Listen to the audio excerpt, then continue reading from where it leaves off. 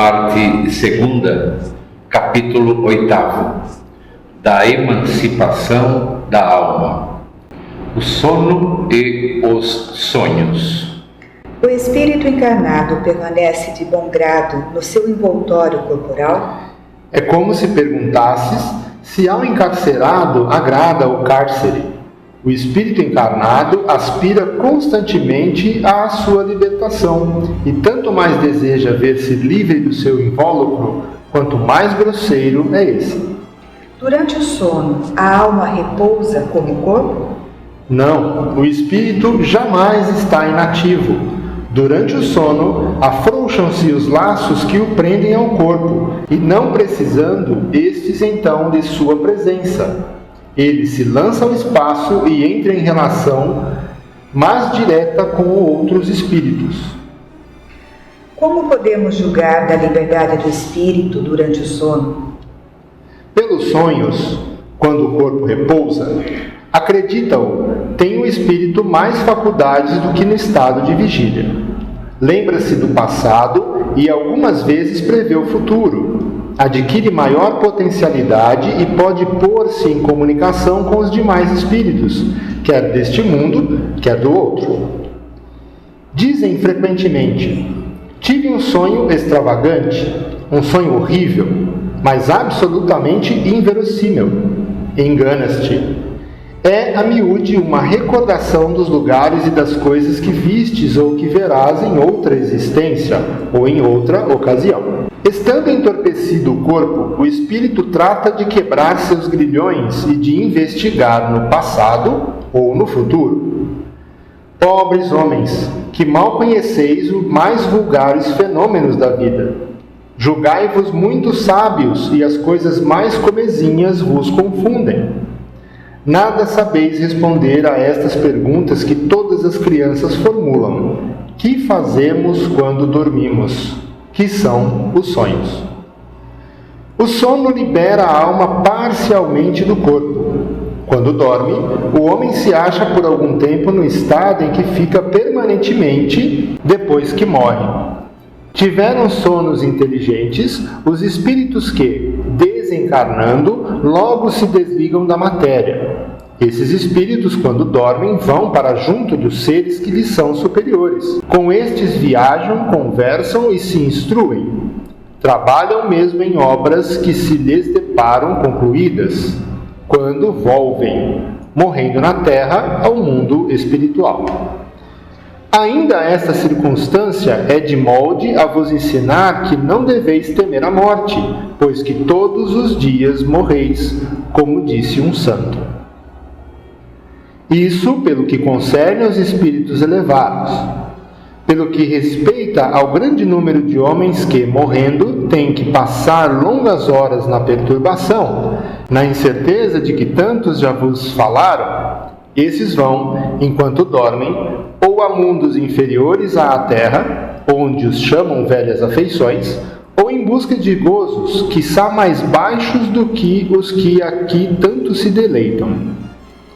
Vão beber doutrinas ainda mais vis, mais ignóbeis, mais funestas do que as que professam entre vós.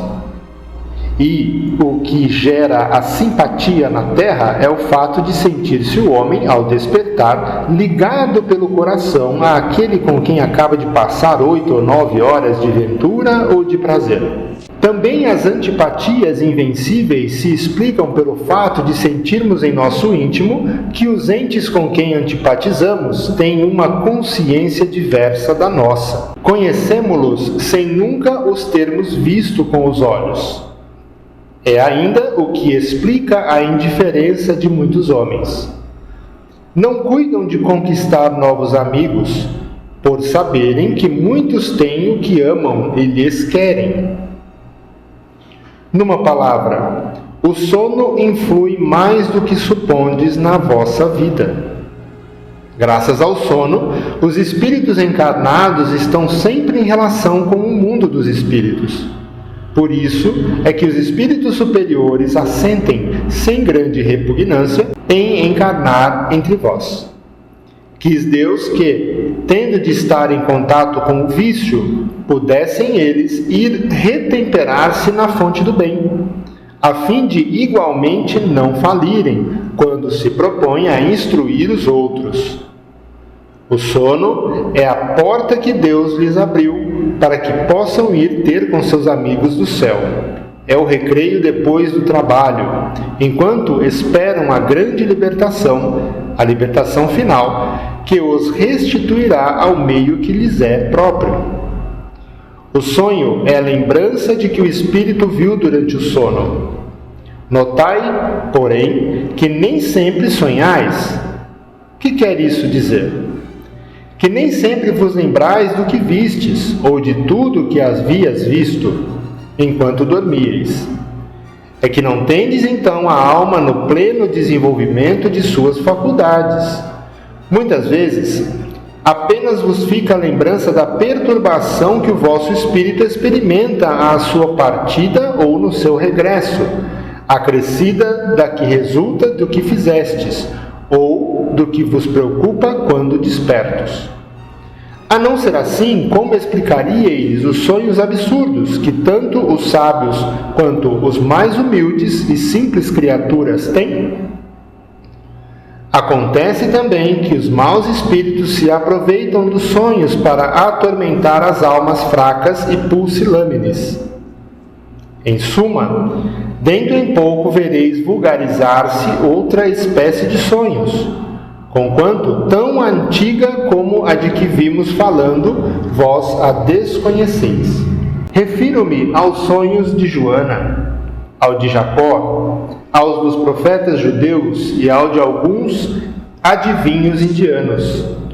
São recordações guardadas por almas que se desprendem quase inteiramente do corpo, recordações dessa segunda vida a que ainda há pouco aludíamos. Tratai de distinguir essas duas espécies de sonhos, nos de que vos lembrais.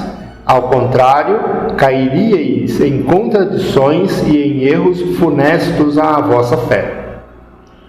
Os sonhos são efeito da emancipação da alma, que mais independente se torna pela suspensão da vida ativa e de relação. Daí, uma espécie de clarividência indefinida que se alonga até aos mais afastados lugares e mesmo a outros mundos. Daí também a lembrança que traz à memória acontecimentos da precedente existência ou das existências anteriores. As singulares imagens do que se passa ou se passou em mundos desconhecidos, entremeados de coisas do mundo atual, é que formam esses conjuntos estranhos e confusos que nenhum sentido ou ligação parecem ter.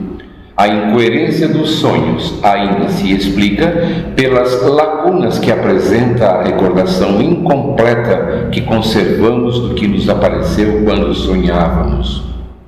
É como se, a uma narração, se truncassem frases ou trechos ao acaso.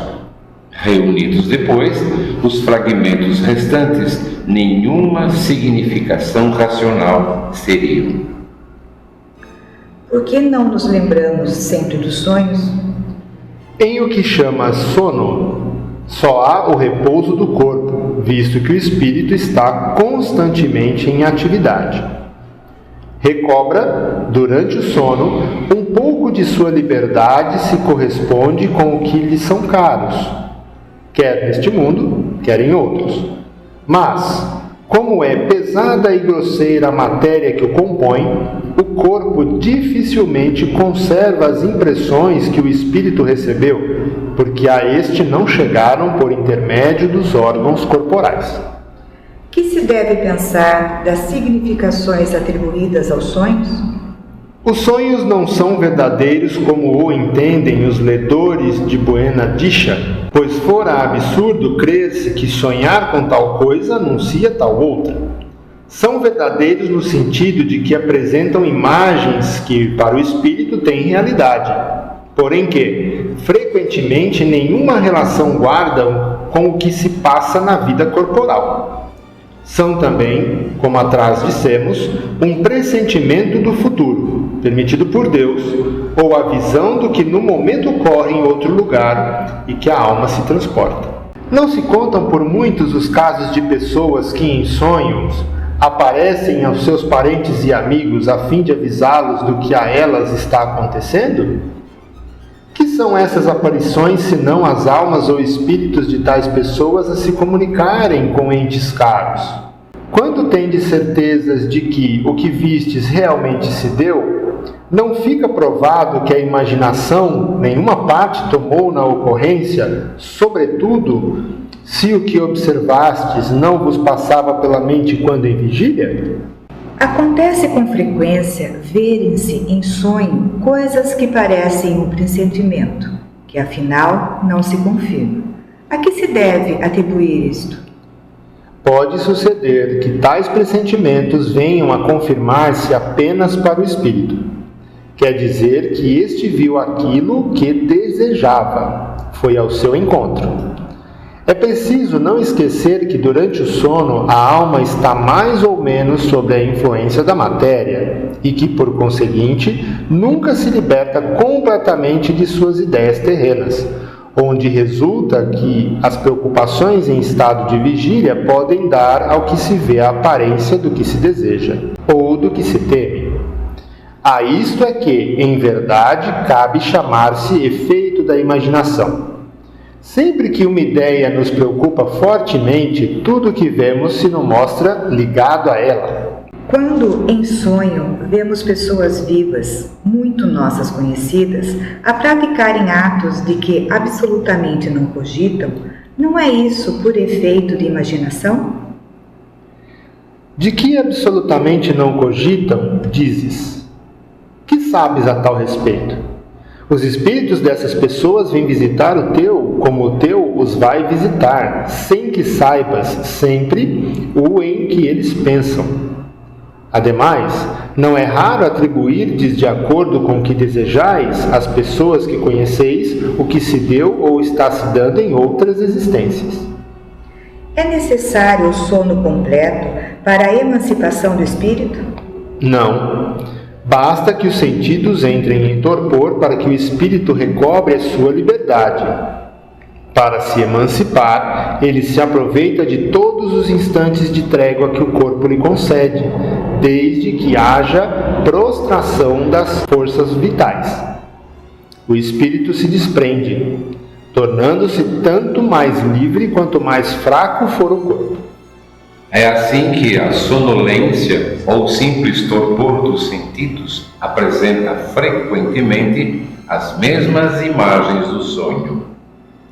E qual a razão de ouvirmos, algumas vezes em nós mesmos, palavras pronunciadas distintamente e que nenhum nexo têm com o que nos preocupa? É fato. Ouvis até mesmo frases inteiras, principalmente quando os sentidos começam a entorpecer-se. É quase sempre fraco eco do que diz um espírito que convosco quer se comunicar. Doutras vezes, num estado que ainda não é bem o do adormecimento, estando com os olhos fechados, vemos imagens distintas, figuras cujas mínimas particularidades percebemos. Que há aí? Efeito de visão ou de imaginação? Estando entorpecido o corpo, o espírito trata de desprender-se, transporta-se e vê. Se já fosse completo sono, haveria sonho. Dá-se também que durante o sono, ou quando nos achamos apenas ligeiramente adormecidos, acodem-nos ideias que nos parecem excelentes e que se nos apagam da memória, apesar dos esforços que façamos para retê-las. De onde vêm essas ideias? Provém da liberdade do espírito que se emancipa e que, emancipado, goza de suas faculdades com maior amplitude. Também são, frequentemente, conselhos que outros espíritos dão. De que servem essas ideias e esses conselhos, desde que por esquecê-los não os podemos aproveitar? Essas ideias, em regra, mais dizem respeito ao mundo dos espíritos do que ao mundo corpóreo. Pouco pouco importa que comumente os espíritos a esqueçam, quando unido ao corpo. Na ocasião oportuna, voltar-lhe-ão como inspiração de momento. Estando desprendido da matéria e atuando como espírito, sabe o espírito encarnado qual será a época de sua morte? Acontece pressenti-la. Também sucede ter plena consciência dessa época, o que dá lugar a que, em estado de vigília, tenha a intuição do fato. Por isso é que algumas pessoas preveem com grande exatidão a data em que virão a morrer. Pode a atividade do espírito durante o repouso ou o sono corporal fatigar o corpo? Pode, pois que o espírito se acha preso ao corpo qual balão cativo ao poste. Assim como as sacudiduras do balão a balão poste, a atividade do espírito reage sobre o corpo e pode fatigá-lo. Visitas espíritas entre pessoas vivas. Do princípio da emancipação da alma, parece decorrer que temos duas existências simultâneas, a do corpo, que nos permite a vida de relação ostensiva, e a da alma, que nos proporciona a vida de relação oculta. É assim? No estado de emancipação, prima a vida da alma. Contudo, não há verdadeiramente duas existências. São antes duas fases de uma só existência, porquanto o homem não vive duplamente. Podem duas pessoas que se conhecem visitar-se durante o sono? Certo, e muitos que julgam não se conhecerem costumam reunir-se e falar-se. Pode ter, sem que suspeiteis, amigos em outro país. É tão habitual o fato de ir de encontrar-vos durante o sono com amigos e parentes, com o que conheceis e que vos podeis ser úteis, que quase todas as noites fazeis essas visitas. Que utilidade podem elas ter se as ouvidamos? De ordinário, ao despertardes, guardai a intuição deste fato, do qual se originam certas ideias que vos vêm espontaneamente, sem que possais explicar como vos acudiram. São ideias que adquiristes nestas confabulações.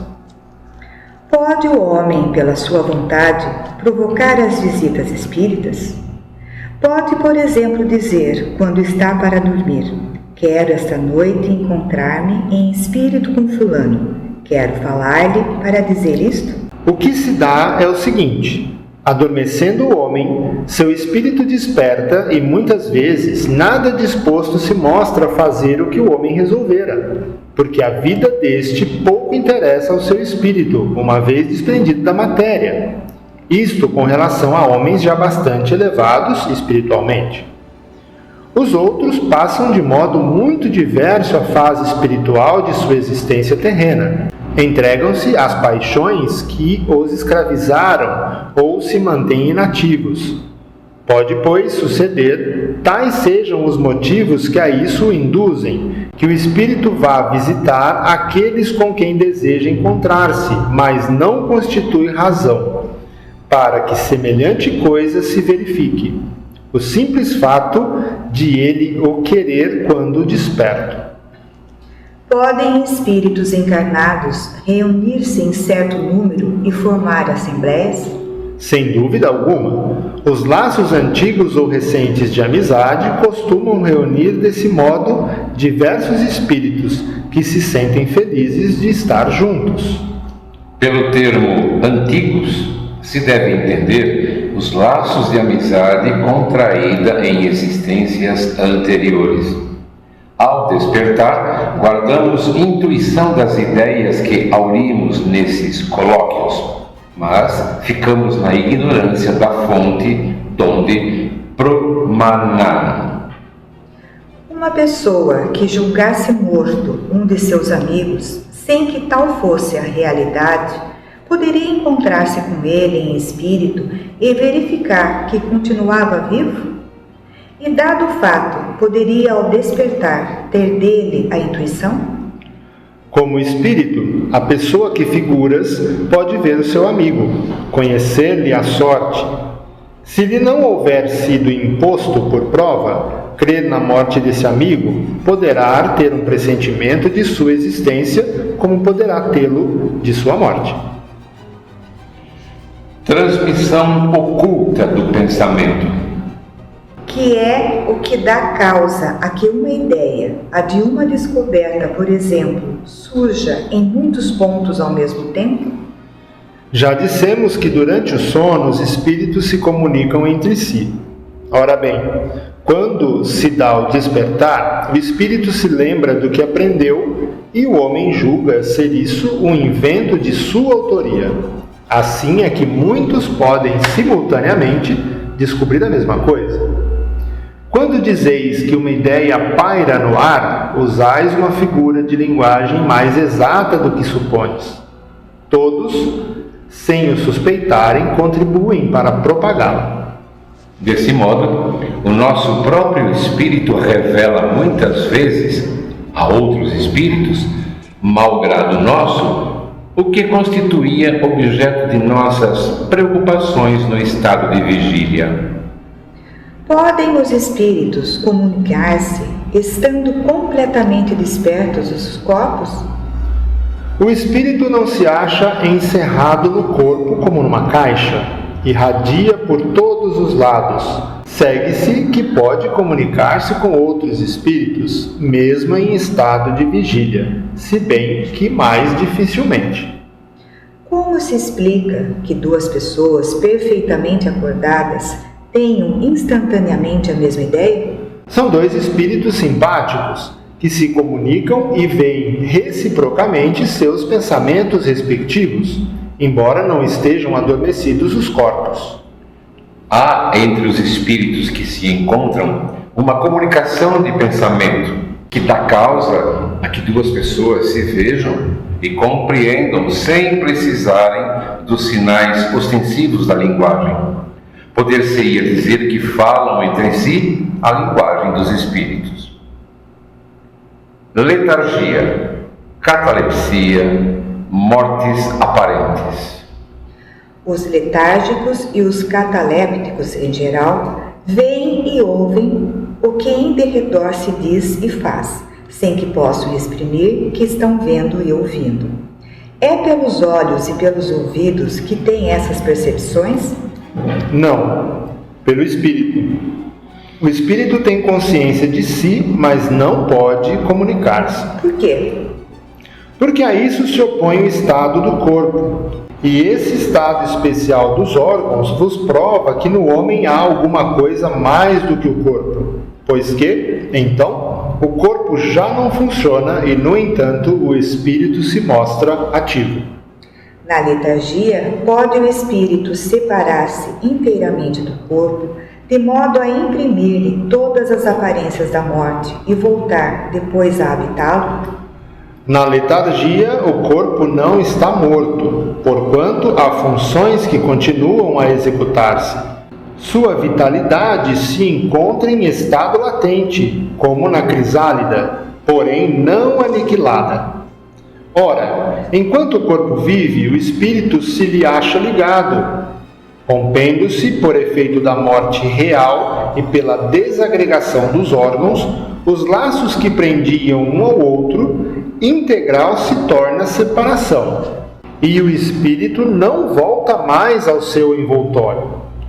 Desde que um homem aparentemente morto volve à vida, é que não era completa a morte. Por meio de cuidados dispensados a tempo, podem reatar-se laços prestes a desfazerem e restituir-se à vida um ser que definitivamente morreria se não fosse socorrido? Sem dúvida, e todos os dias tendes a prova disso. O magnetismo, em tal casos, constitui muitas vezes poderoso meio de ação, porque restitui ao corpo o fluido vital que lhe falta para manter o funcionamento dos órgãos. A letargia e a catalepsia derivam do mesmo princípio, que é a perda temporária da sensibilidade e do movimento por uma causa fisiológica ainda inexplicada. Diferem uma da outra em que, Na letargia, a suspensão das forças vitais é geral e dá ao corpo todas as aparências da morte. Na catalepsia, fica localizada, podendo atingir uma parte mais ou menos extensa do corpo, de sorte a permitir que a inteligência se manifeste livremente, o que a torna inconfundível com a morte. A letargia é sempre natural. A catalepsia é por vezes espontânea, mas pode ser provocada e suprimida artificialmente pela ação magnética. Sonambulismo. O sonambulismo natural tem alguma relação com os sonhos? Como explicá-lo? É um estado de independência do espírito, mais completo do que no sonho. Estado em que maior amplitude adquirem suas faculdades. A alma tem então percepções de que não dispõe no sonho, que é um estado de sonambulismo imperfeito. No sonambulismo, o espírito está na posse plena de si mesmo. Os órgãos materiais, achando-se de certa forma em estado de catalepsia, deixam de receber as impressões exteriores. Esse estado se apresenta principalmente durante o sono, ocasião em que o espírito pode abandonar provisoriamente o corpo, por se encontrar este gozando do repouso indispensável à matéria. Quando se produzem os fatos do sonambulismo, é que o espírito, preocupado com uma coisa ou outra, se aplica a uma ação qualquer, para cuja prática necessita de utilizar-se do corpo. Serve-se então deste, como se serve de uma mesa ou de um outro objeto material no fenômeno das manifestações físicas, ou mesmo como se utiliza da mão do médium nas comunicações escritas. Nos sonhos de que se tem consciência, os órgãos, inclusive os da memória, começam a despertar. Recebem imperfeitamente as impressões produzidas por objetos ou causas externas e as comunicam ao espírito, que então, também em repouso, só experimenta, do que lhe é transmitido, sensações confusas e, a miúde, desordenadas, sem nenhuma aparente razão de ser, mescladas que se apresentam de vagas recordações, quer da existência atual, quer das anteriores. Facilmente, portanto, se compreende por que os sonâmbulos nenhuma lembrança guardam do que se passou quando estiveram no estado sonambúlico e porque os sonhos de que se conserva memória, as mais das vezes, não têm sentido.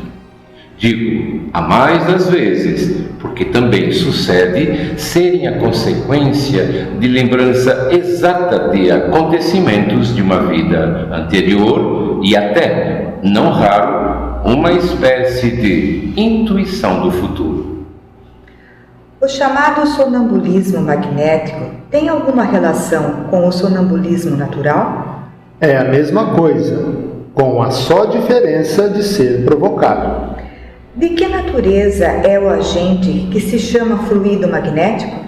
Fluido vital, eletricidade animalizada, que são só modificações do fluido universal. Qual a causa da clarividência sonambúlica?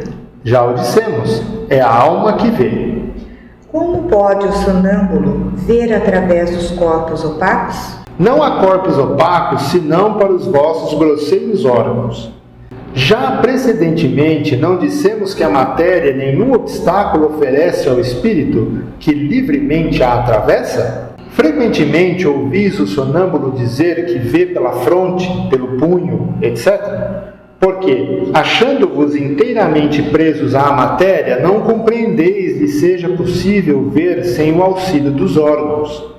Ele próprio, pelo desejo que manifestais, julga precisar dos órgãos. Se, porém, o deixasseis livre, compreenderia que vê por todas as partes do seu corpo, ou melhor falando, que vê de fora do seu corpo. Pois que a sua clarividência é a de sua alma ou de seu espírito, porque o sonâmbulo não vê tudo e tantas vezes se engana? Primeiramente, aos espíritos imperfeitos não é dado verem tudo e tudo saberem. Não ignoras que ainda partilham dos vossos erros e prejuízos. Depois, quando unidos à matéria, não gozam de todas as faculdades de espírito. Deus outorgou ao homem a faculdade sonambúlica para fim útil e sério, não para que se informe do que não deva saber. Eis porque os sonâmbulos nem tudo podem dizer. Qual a origem das ideias inatas do sonâmbulo e como pode falar com exatidão de coisas que ignora quando desperto, de coisas que estão mesmo acima de sua capacidade intelectual? É que o sonâmbulo possui mais conhecimentos do que lhe supões. Apenas tais conhecimentos dormitam, porque, demasiado imperfeito, seu invólucro corporal não lhe consente rememorá-lo. Que é, afinal, um sonâmbulo? Espírito como nós, e que se encontra encarnado na matéria para cumprir a sua missão, despertando desta letargia quando cai em estado sonambúlico. Já te temos dito repetidamente que vivemos muitas vezes. Esta mudança é que, ao sonâmbulo, como a qualquer espírito, ocasiona a perda material de que haja aprendido em precedente existência.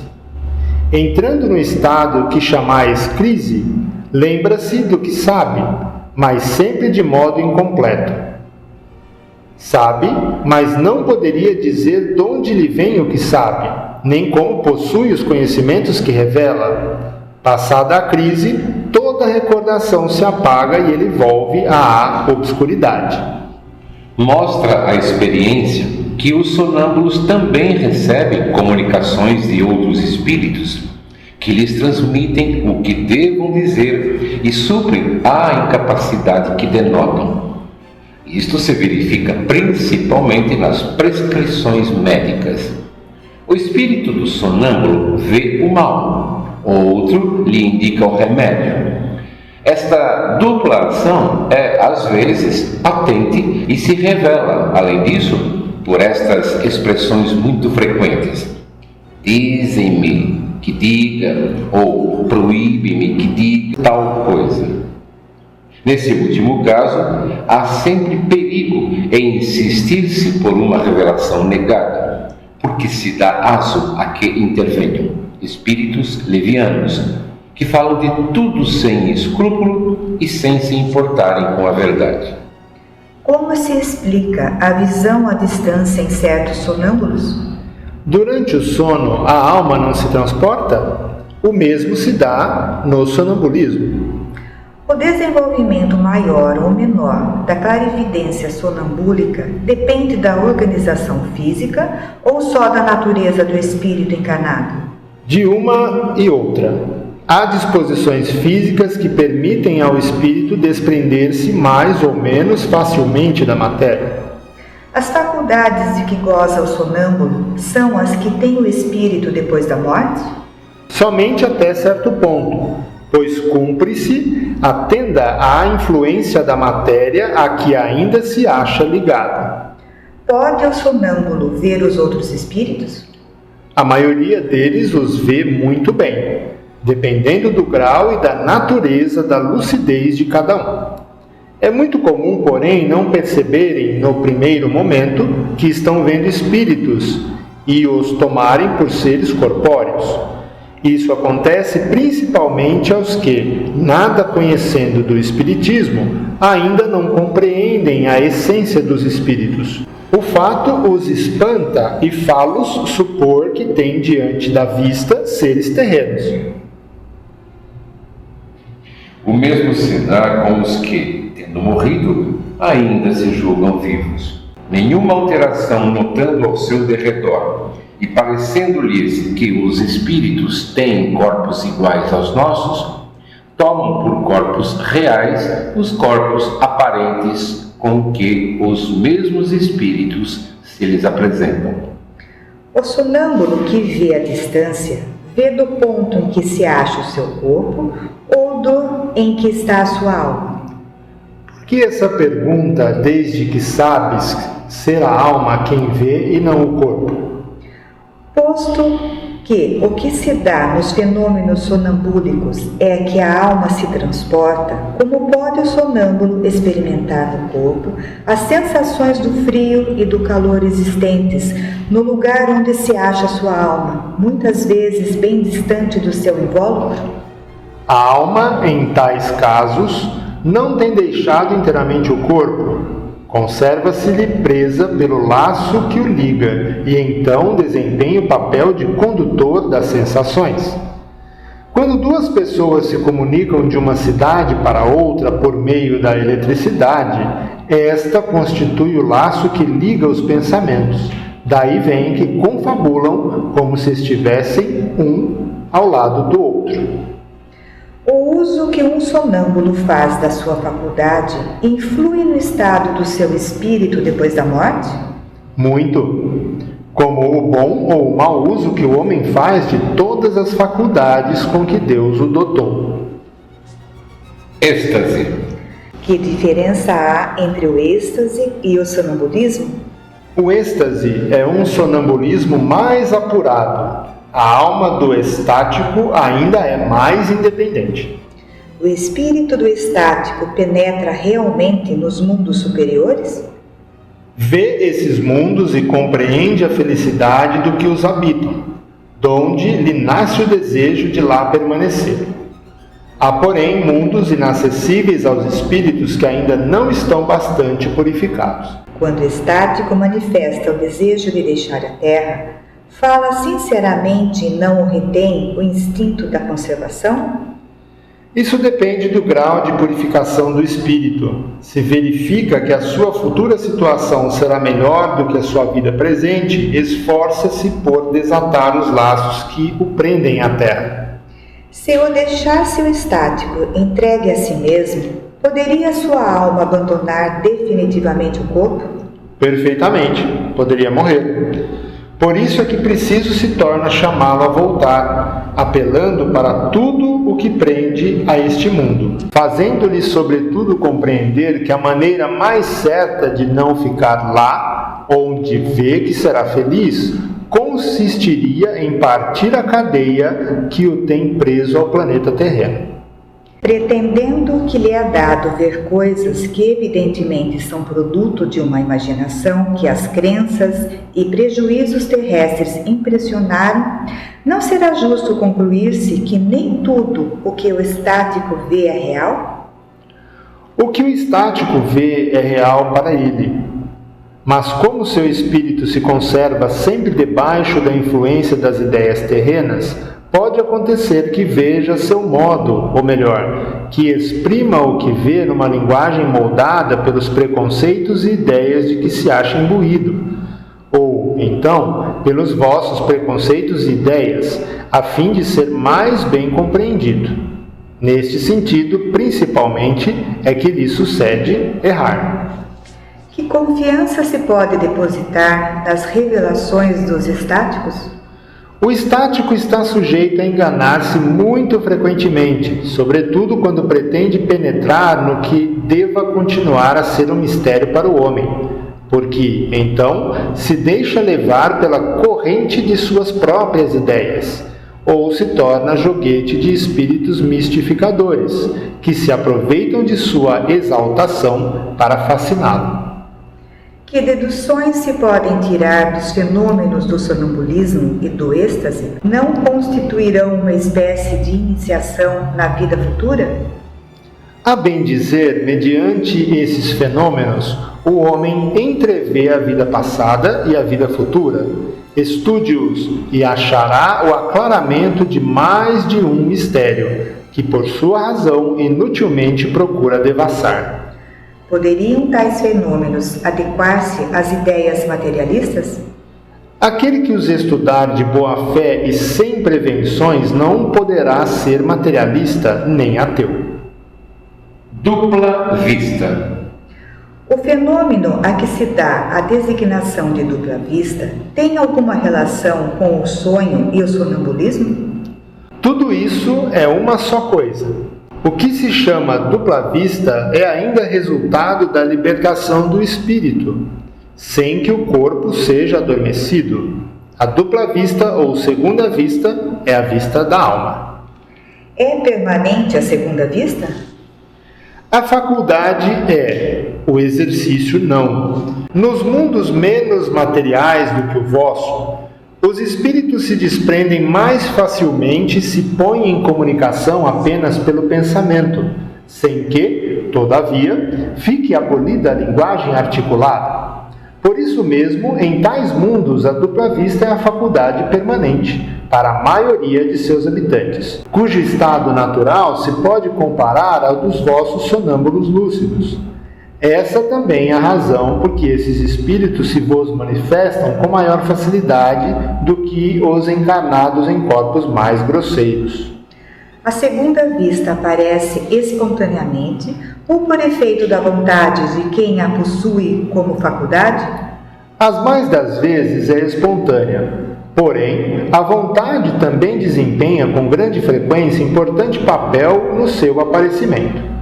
Toma, para exemplo, de uma dessas pessoas a quem se dá o nome de ledoras da Buena Dicha, algumas das quais dispõem desta faculdade, e verás que é com o auxílio da própria vontade que se colocam no estado de terem dupla vista e o que chamas visão.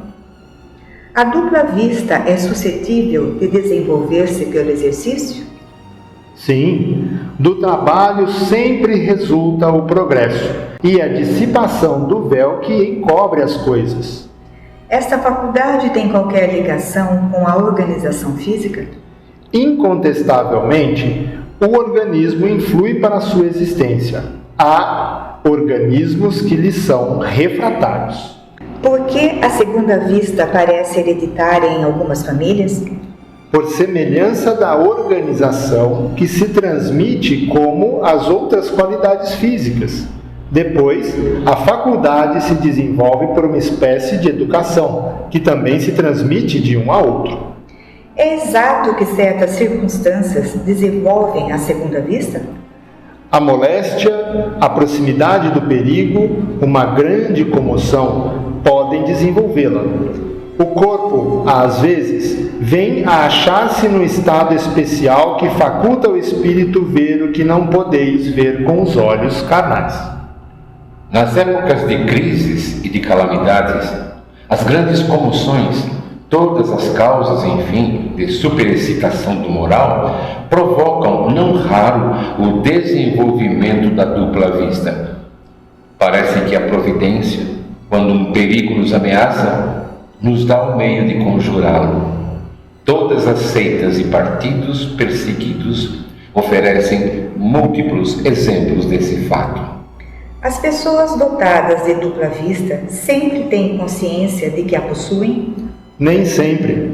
Consideram isso coisa perfeitamente natural, e muitos creem que, se cada um observasse o que se passa consigo, todos verificariam que são como eles.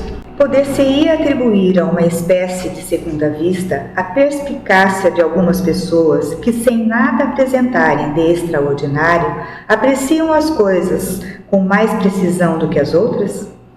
É sempre a alma a irradiar mais livremente e a apreciar melhor do que sob o véu da matéria. Pode esta faculdade, em alguns casos, dar a presciência das coisas? Pode. Também dá os pressentimentos. Pois que muitos são os graus em que ela existe, sendo possível que no mesmo indivíduo exista em todos os graus ou em alguns somente. Resumo teórico do sonambulismo, do êxtase e da dupla vista. Os fenômenos do sonambulismo natural se produzem espontaneamente e independem de qualquer causa exterior conhecida. Em certas pessoas dotadas de especial organização, porém, podem ser provocados artificialmente pela ação do agente magnético. O estado que se designa pelo nome de sonambulismo magnético apenas difere do sonambulismo natural, em que um é provocado, enquanto o outro é espontâneo. O sonambulismo natural constitui fato notório, que ninguém mais se lembra de pôr em dúvida, não obstante o aspecto maravilhoso dos fenômenos a que dá lugar. Por que seria então mais extraordinário ou irracional o sonambulismo magnético? Apenas por produzir-se artificialmente, como tantas outras coisas? Os charlatães o exploram, dizem, razão a mais para que não lhes seja deixado nas mãos. Quando a ciência se houver apropriado dele, muito menos crédito terão os charlatães junto às massas populares. Enquanto isso não se verifica, como o sonambulismo, natural ou artificial, é um fato. E como contra fatos não há raciocínio possível, vai ele ganhando terreno, apesar da má vontade de alguns no meio da própria ciência, no qual penetra por uma imensidade de portinhas, em vez de entrar pela porta larga. Quando lá estiver totalmente, terão que aceitá-lo sem contestação. Para o Espiritismo, o sonambulismo é mais do que um fenômeno psicológico. É uma luz projetada sobre a psicologia. É aí que se pode estudar a alma, porque é onde esta se mostra a descoberto. Ora, um dos fenômenos que a caracterizam é o da clarividência independente dos órgãos ordinários da vista. Fundam-se os que contestam esse fato em que o sonâmbulo nem sempre vê, e à vontade do experimentador, como com os olhos. Será de admirar que difiram os efeitos, quando diferentes são os meios? Será racional que se pretenda obter os mesmos efeitos, quando há e quando não há um instrumento? A alma tem suas propriedades, como os olhos têm as suas. Cumpre julgá-las em si mesmas e não por analogia. De uma causa única se originam a clarividência do sonâmbulo magnético e a do sonâmbulo natural.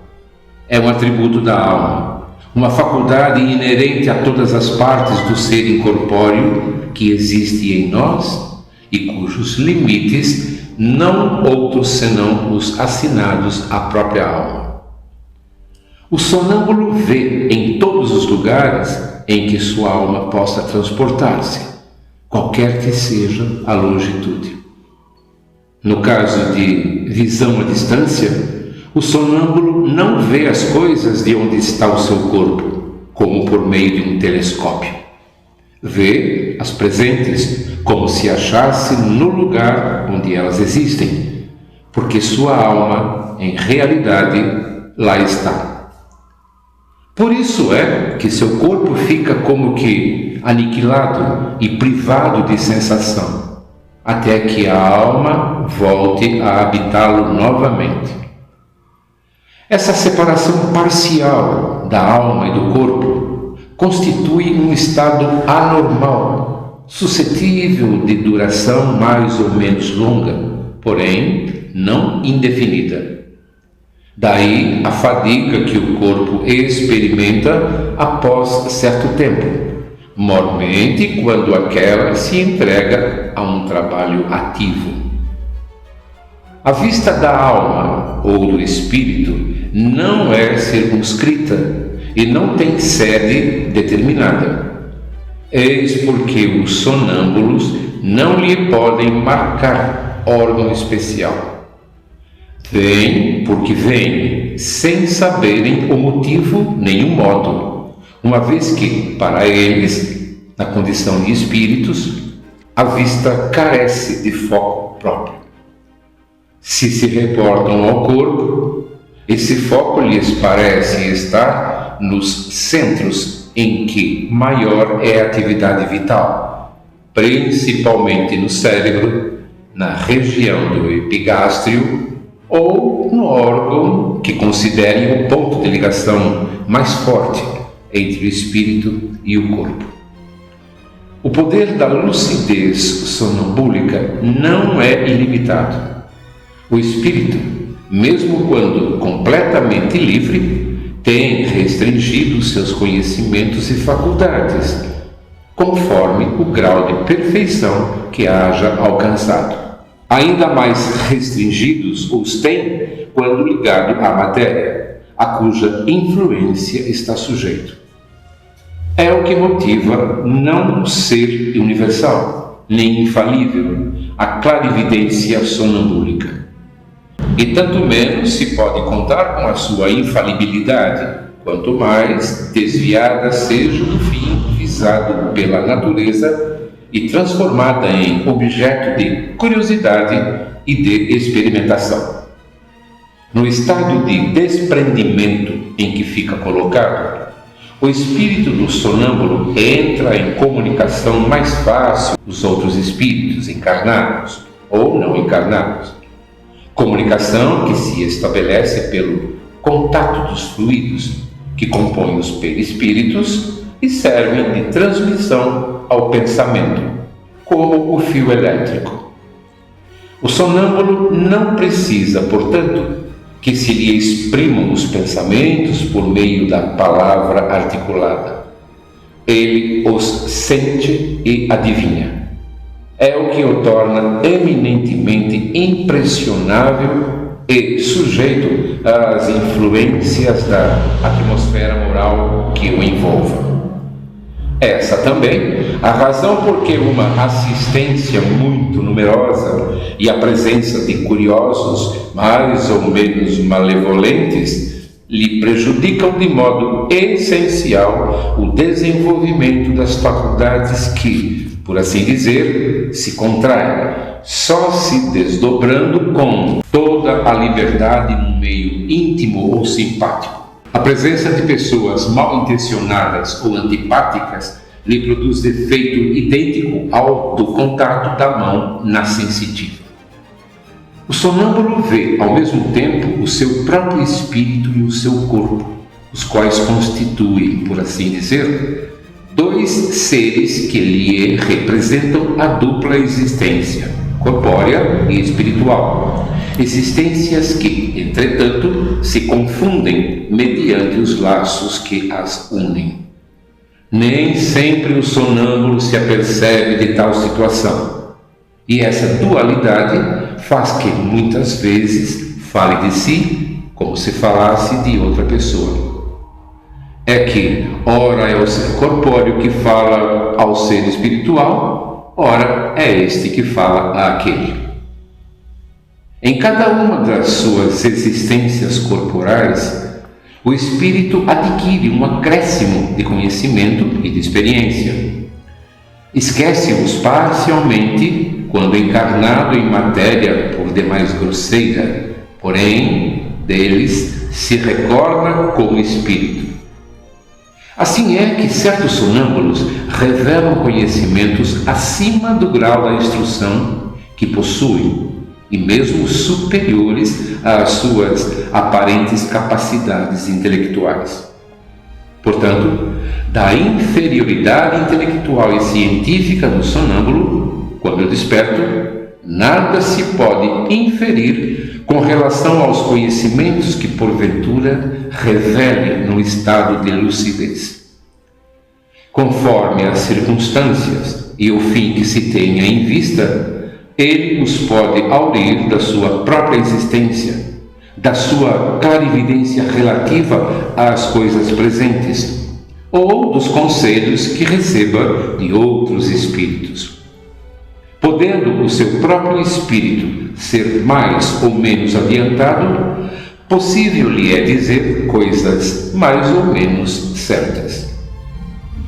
Pelos fenômenos do sonambulismo, quer natural, quer magnético, a providência nos dá a prova irrecusável da existência e da independência da alma e nos faz assistir ao sublime espetáculo da sua emancipação. Abre-nos, dessa maneira, o livro do nosso destino. Quando o sonâmbulo descreve o que se passa à distância, é evidente que vê, mas não com os olhos do corpo. Vê-se a si mesmo e se sente transportado ao lugar onde vê o que descreve. Lá se acha, pois, alguma coisa dele e, não podendo essa alguma coisa ser o seu corpo, necessariamente é sua alma ou espírito. Enquanto o homem se perde nas sutilezas de uma metafísica abstrata e ininteligível, em busca das causas da nossa existência moral, Deus cotidianamente nos põe sob os olhos e ao alcance da mão os mais simples e patentes meios de estudarmos a psicologia experimental. O êxtase é o estado em que a independência da alma com relação ao corpo se manifesta de modo mais sensível e se torna, de certa forma, palpável. No sonho e no sonambulismo, o espírito anda em giro pelos mundos terrestres. No êxtase, penetra em um mundo desconhecido, um dos espíritos etéreos, com os quais entra em comunicação, sem que, todavia, lhe seja lícito ultrapassar certos limites, porque, se os transpusessem, totalmente se partiriam os laços que o prendem ao corpo. Cerca-o, então, resplendente e desusado fulgor, inebriam-no harmonias que a terra se desconhece, indefinível bem-estar o invade.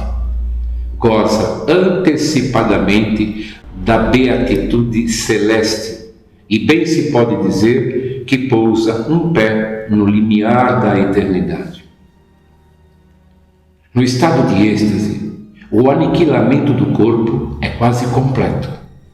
Fica-lhe somente, pode-se dizer, a vida orgânica. Sente-se que a alma se lhe acha presa unicamente por um fio, que mais um pequenino esforço quebraria sem remissão. Nesse estado, desaparecem todos os pensamentos terrestres, cedendo lugar ao sentimento apurado, que constitui a essência mesma do nosso ser imaterial. Inteiramente entregue a tão sublime contemplação, o estático encara a vida apenas como paragem momentânea. Considera os bens e os males, as alegrias grosseiras e as misérias deste mundo, quais incidentes fúteis de uma viagem, cujo termo tem a dita de avistar. Dá-se com os estáticos o que se dá com os sonâmbulos. Mais ou menos perfeita podem ter a lucidez e o espírito mais ou menos apto a conhecer e compreender as coisas, conforme seja mais ou menos elevado. Muitas vezes, porém, há neles mais excitação do que verdadeira lucidez. Ou melhor, muitas vezes a exaltação lhes prejudica a lucidez. Daí o serem frequentemente suas revelações um misto de verdades e erros, de coisas grandiosas e coisas absurdas, até ridículas. Dessa exaltação, que é sempre uma causa de fraqueza, quando o indivíduo não sabe reprimi-la, espíritos inferiores costumam aproveitar-se para dominar o estático, tomando com tal intuito, aos seus olhos, aparências que mais o aferram às ideias que nutrem no estado de vigília. Há nisso um escolho, mas nem todos são assim. Cabe-nos tudo julgar friamente e pesar-lhes as revelações na balança da razão. A emancipação da alma se verifica, às vezes, no estado de vigília e produz o fenômeno conhecido pelo nome de segunda vista ou dupla vista, que é a faculdade a qual quem a possui vê, ouve e sente além dos limites dos sentidos humanos. Percebe o que exista até onde estende a alma e a sua ação. Vê, por assim dizer, através da vista ordinária e como por uma espécie de miragem. No momento em que o fenômeno da segunda vista se produz, o estado físico do indivíduo se acha sensivelmente modificado. O olhar apresenta alguma coisa de vago. Ele olha sem ver. Toda a sua fisionomia reflete uma como exaltação. Nota-se que os órgãos visuais se conservam alheios ao fenômeno, pelo fato de a visão persistir, malgrado a oclusão dos olhos.